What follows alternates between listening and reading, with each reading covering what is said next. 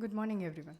This interesting case is of a 48-year-old male who complained of sudden field defect in the right eye. His best corrected visual acuity in the right eye was 618 and 66 in the left eye.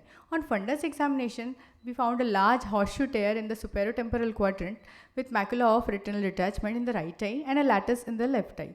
Patient was advised urgent buckling surgery in the right eye and barrage laser in the left eye. Patient next day underwent belt buckle surgery with subretinal fluid drainage and cryo in the right eye without tamponade. Post-operatively, patient's retina was very well attached with best corrected visual acuity of 618. But on 1 week follow-up, since the visual acuity was unchanged, OCT was done, which revealed multiple shallow pockets of subretinal fluid subfoveally and in the superotemporal quadrant with slight increase in choroidal thickness compared to the fellow eye. Patient was advised observation and to continue post-operative eye drops. On 1 month follow-up, fundus showed a clear non-pigmented demarcation line in the superotemporal quadrant corresponding to area of detachment with hypopigmented lesions with surrounding hyperpigmentation corresponding to subretinal fluid pockets on OCT. This appearance, that is a characteristic pattern of nummular hypopigmentation surrounded by hyperpigmentation, gave a giraffe or leopard spot pattern. OCT also demonstrated similar findings without intrinsic changes to the overlying retina, that is of multiple PEDs. There were hyperreflective dots also in the underlying retina corresponding to shed photoreceptor outer segments. On follow-up OCTs, there was a decrease in subretinal fluid but accentuated fundus lesions in a giraffe or leopard spot pattern, and on OCT angiography, the dark spots or areas suggestive of choroidal ischemia were seen. They were further enhanced on fundus autofluorescence.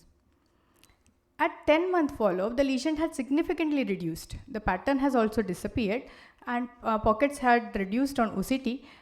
Only a single subfoveal pocket was seen. The visual acuity was unchanged to 618. Moving to the discussion part. The pockets of retained subretinal fluid were first described by Lopes and Grand in 1980. It is a common condition and the incidence has been reported to be found to be 0 to 94%. It can develop several days to weeks after complete retinal reattachment surgery, especially buckling plus minus cryo. Several pathological conditions have been described on fundus photography and fluorescein angiography showing leopard or giraffe spot pattern. It has been hypothesized that a breakdown of blood retinal barrier secondary to cryo and episcleral surgery leads to excessive deposit of proteins in subretinal fluid and formation of blips.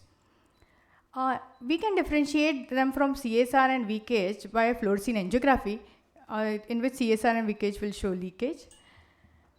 This leopard spot pattern has similarities to leopard spot chorioretinopathy and could be categorized as a group of entities causing pachychoroid pigment retinopathy and RP involvement is secondary to choroidal involvement. Thus, EDI OCT is confirmatory. This patchwork pattern refers to the fact that anatomical recovery across RP is not uniform and some areas may lag behind others, leading forming a close photoreceptor RP dysfunction. Causes of persistent SRF can be type of surgery, use of cryotherapy which leads to breakdown of blood retinal barrier, incomplete drainage. It has been found that air injection to avoid SRF post-operatively, especially in long-standing RDs with superior breaks, can avoid this persistent SRF after surgery. Though effect on vision is controversial, some researchers say that SRF may not affect final BCVA and anatomical retinal reattachment, but many have claimed that it usually delays visual acuity recovery. So to conclude, usually these patterns are usually self-resolving. They resolve spontaneously at 1 year. So a long-term follow-up of our patient is also awaited.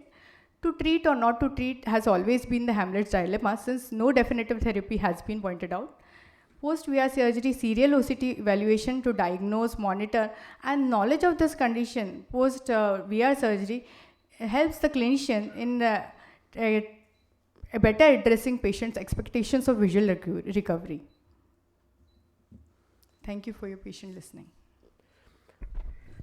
So most likely you would not be treating these conditions. Yes, but if you get a patient who is referred and you have not seen him before, yes, then would you advise certain specific tests to confirm whether it's a post-op condition or it's a additional info? Because 6 months or 10 months down the line, the patient may Yes, sir. may have an additional inflammatory condition. So That- what is your, with this study, what do you feel that is a confirmatory sign? for the- Fluorescein angiography can definitely help, sir.